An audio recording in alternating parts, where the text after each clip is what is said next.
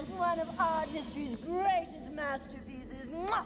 Masterpiece, masterpiece! I, of course, am Xena, task mistress of time and poster girl for greed. If AJ and his curious crew don't bring me treasures from the universe and all of the knowledge that goes with it, I'll stop their clocks forever! I'm just funny that way. Time, the most precious treasure in the universe. Our mission, to explore it, to travel through history, unraveling its mysteries, unlocking its secrets, unleashing its energy. Knowledge is power. Well, it's a great big world, and it's been around a long, long time. AJ Time Travelers, traveling through history, unlocking its secrets. The ring is the key. AJ Time Travelers, Question unravelers. knowledge is power. AJ Time Travelers.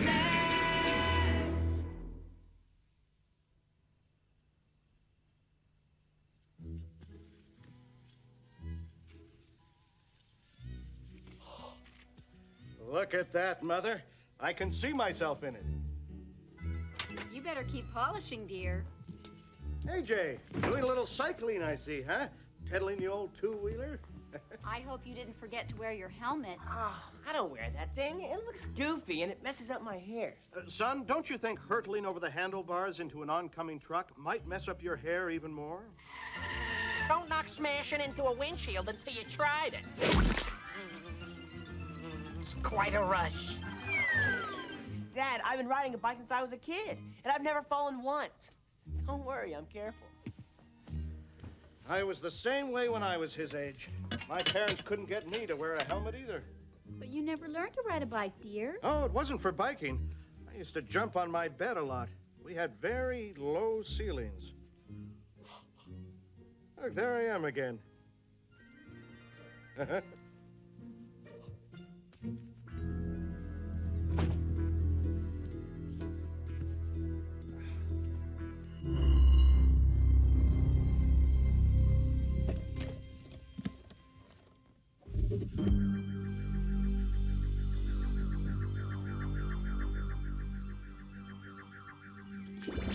Commander, we've just picked up Xena on our radar. Prepare the ship for my arrival. Okay, guys, Commander's on his way. Go, systems all. Me wrong with what's backwards talking am I? What's wrong with Bit? She's talking backwards. Let the old Ismeister take a gander.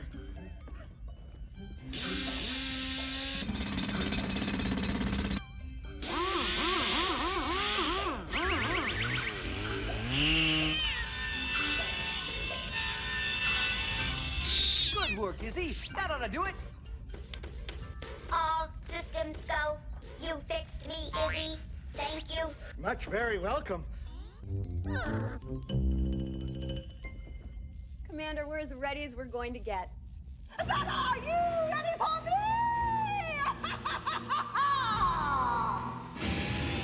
Ciencia es potencia! Knowledge is power!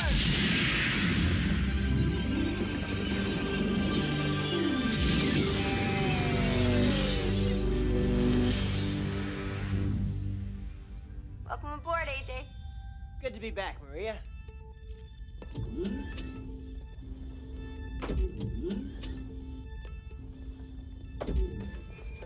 Commander on the bridge. Hey, guys, I made double time. What's up? Thank goodness you're here. Xena's zooming and zipping. Not to mention zigging and zagging through our zone. What's that zany zealot up to now? Ouch! My life is a disaster, and I challenge you to go back in time and find an even greater disaster. And of course, bring Xena a little souvenir. How about one of those snow shaker domes with the Hindenburg inside? Got one. You're gonna have to do better than that, boys, or else I will just... Or else you'll what? You don't. All right, Xena, just chill. We'll get you what you want. I thought you'd see it my way. Happy travels! scare me. Did I just take a trip to Bermuda? Show of hands. Who liked the dog better when he was frozen? We need to find a great disaster. Well, let's see. There was the eruption of Mount Vesuvius in 79 AD. The Tokyo earthquake of 1923. Hurricane Andrew in 1992. The Last Action Hero in 1993? There's too many to choose from. We're sunk. Sunk! That's it! Let's take a cruise on the Titanic. Bit, set the coordinates. Destination locked in. The North Atlantic Ocean, April 14th, 1912. Is this non-stop, or do we have to change time machines in Atlanta?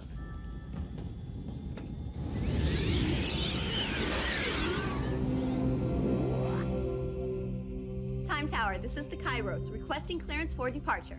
Roger that, Kairos. Oh, going back to the Titanic, are we? Also known as the Voyage to the Bottom of the Sea! That's not funny, Pulse. Why am I getting this sinking feeling? Please, Pulse, can you clear us? Fine. So you want to play our little time travel game, do you? Well, you all know the rules. You may go back in time only as observers. You are forbidden from changing, altering, varying, spindling, or otherwise mutilating the course of history. You dig? We dig, Pulse. Are we clear?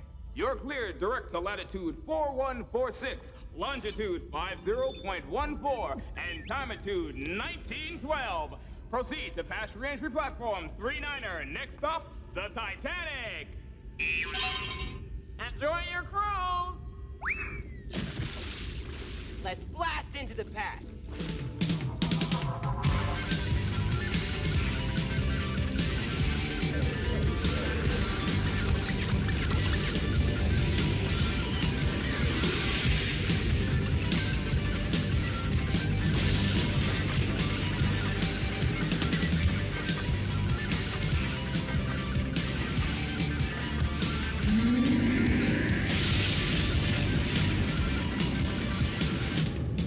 Prepare for arrival. On the planet Earth, in the days before death whisked people between continents, people crossed oceans in huge ships called ocean liners.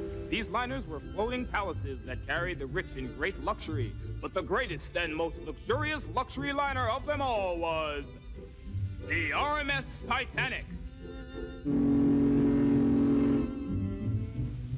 On April 10th, 1912, this majestic ship set out on her first voyage from Southampton, England, to New York. Welcome to the icy North Atlantic Ocean. Please carry off any carry-on luggage and don't carry on while you're carrying it off. I read a little bit about the Titanic. Didn't it run into an iceberg and sink on its first trip? That's right, AJ. Over 1,500 souls were lost. That's a lot of shoes. No, Izzy. 1,500 people died that night. What a tragedy. The worst thing is that it didn't have to happen. Nobody would have died if the people who ran the Titanic had taken the most simple, routine precautions. For hours, other ships in the area had radioed iceberg warnings to them.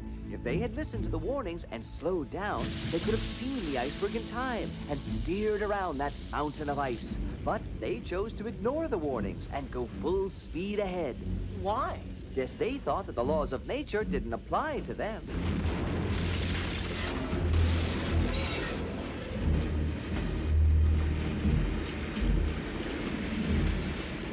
And here to tell us about that night to remember is the captain of the Titanic, The Commodore of the White Star Fleet! a commanding officer for 25 years. The man at the helm who was never known to blow his stack, Captain Edward J. Smith.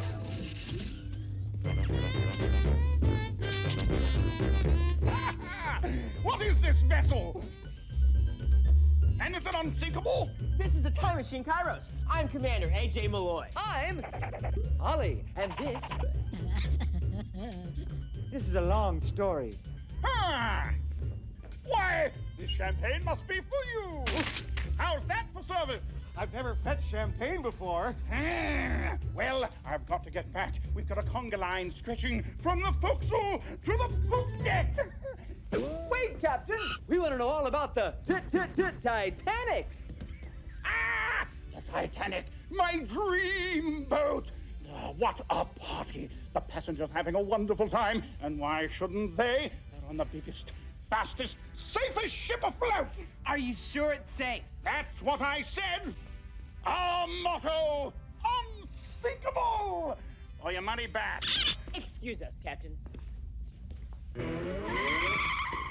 Ollie, he has no idea his ship's gonna hit an iceberg. Of course not. We have to tell him. We can save all those lives. AJ! No! Remember the rules of time travel. We cannot change the course of history. We're just here to learn. It's just not fair. Oh, look at the mess this mutt has made. Ah, so sorry, your seaworthiness, sir. You'll have to excuse Izzy, Captain. He's used to drinking out of a bowl. When he's not drinking out of a toilet. We brought you here because we want to learn about your new ship. Ah! Commanding this ship is the greatest achievement of my career. Behold the Titanic. Look at her. Isn't she beautiful? Those curves, those lines, the sensuous teak of her decks, the way the sunlight plays upon her rivets. Kinda small, isn't she? She's a model, dog man, an exact replica. Also fun in the tub. She's a beauty, sir. She weighs more than 46,000 tons and is more than 900 feet long. Whoa, that's 3 football fields. She's as tall as an 11-story building and costs more than $10 million to build. That would be like spending $100 million in our time. She burns 2,000 pounds of fuel to travel 1 mile. She can carry almost 3,000 people, but on our maiden voyage, we're only carrying about 2,200. Just one more second. There's more than 2,000 people on that ship. We've got to tell him. AJ, you'll be disturbing the time-space continuum. The results could be disastrous. It can't be any worse than what's going to happen. Captain Smith, we've brought you here to warn you. Your ship's in grave danger. If you don't stop the engines right now, you're going to run into an iceberg in 15 minutes. AJ, don't. Within 2 hours, the Titanic will be at the bottom of the Atlantic.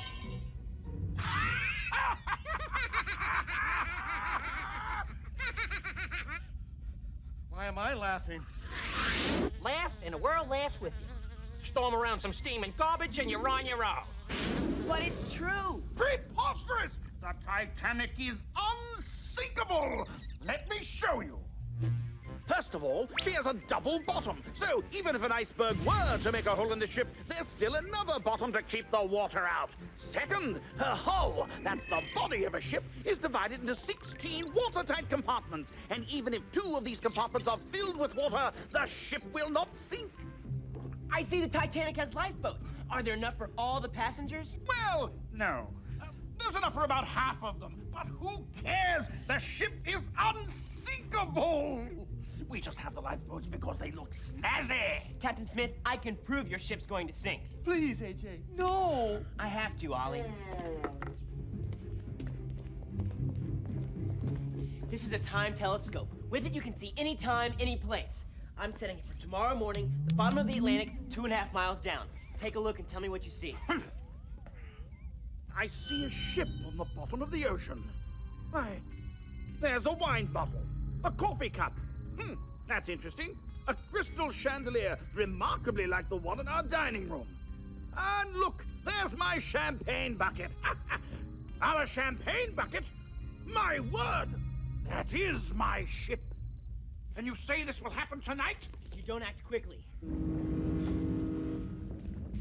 Reverse the engines! Stop the conga line! Stop the ship!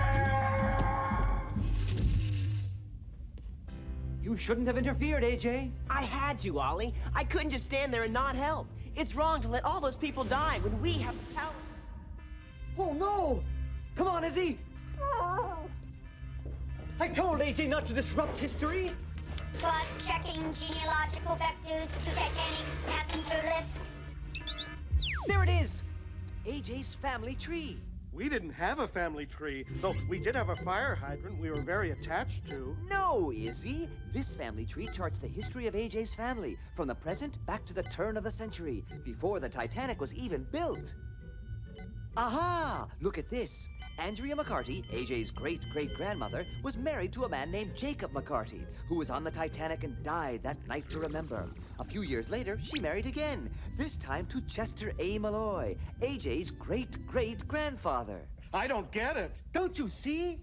They had a child who became AJ's great-grandfather, who had a child who became AJ's grandfather, who had a child who became AJ's father, and he had a child who became our commander. Since AJ saved the Titanic, his great-great-grandmother never married his great-great-grandfather.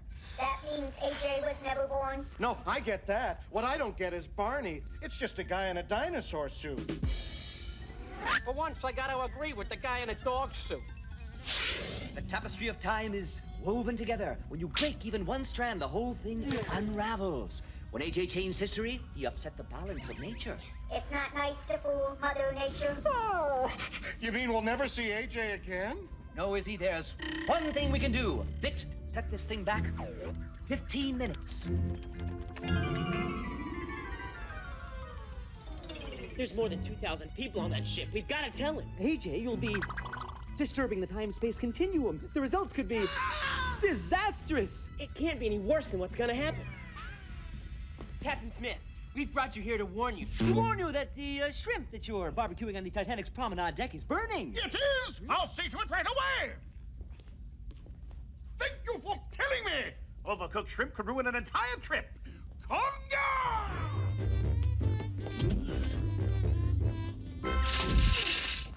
What did you do that for, Ollie? Because we like having you Around! Welcome back, Commander. But I could have saved all those lives. You could have cost even more lives. See, a lot of good came out of the Titanic disaster.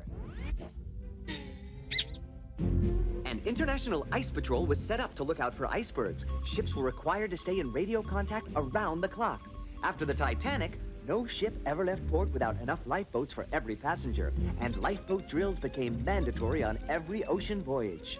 Speaking of lifeboats, you're going to need one if you haven't learned enough. So, my little time trippers, I sent you into the past to find a tragedy, and if you don't want one in your future, like being frozen in time, you'll show me what you know. You have 60 seconds to make the knowledge meter read 100%, starting now! Zena, check it out. An actual champagne bucket from the Titanic. The Titanic was the most luxurious ship of its time. Some passengers paid more than $4,000 to sail on her. That would be almost $50,000 in our time. You'll have to do better than that, Commander. You're running out of time! What about this? It's a lifeboat from Captain Smith's model of the Titanic. If they had enough lifeboats on the real Titanic, hundreds more people would have survived. Oh, looky, you're halfway there, but so's the clock. What else? What else? Wait, Izzy, give me that. Look, Zena, a monogram napkin is all that's left of the greatest floating party of all time. You mean the Love Boat? No, the Titanic. The people who built and ran the Titanic, they were so arrogant. 10, 9, I love this. 8. Since the ship had a double bottom, Captain Smith thought he could speed through the North Atlantic during iceberg season, and the laws of nature wouldn't apply to him.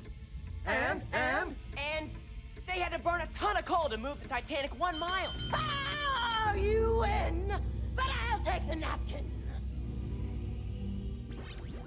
Oh, it's beautiful. And it'll go so nicely with my napkin rings that I picked up at the Johnstown flood. Oh, I'm burning.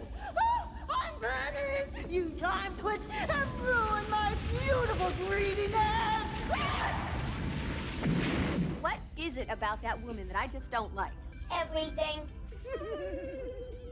Everything we've learned on this voyage is on this disc. Treasure it, AJ. Power is knowledge. Close enough, Iz. Bit, take us home. Commander's Journal. Subject, the Titanic. With all the amazing things people can accomplish, we fool ourselves when we think we're more powerful than nature. If the crew of the Titanic had shown more respect for the sea, they might have avoided the greatest peacetime disaster in nautical history. Son, I've been thinking about your helmet problem, and I think I have a solution, huh? You know me, Thomas Edison Malloy. What, a really bad toupee? No, it's a bicycle helmet, huh?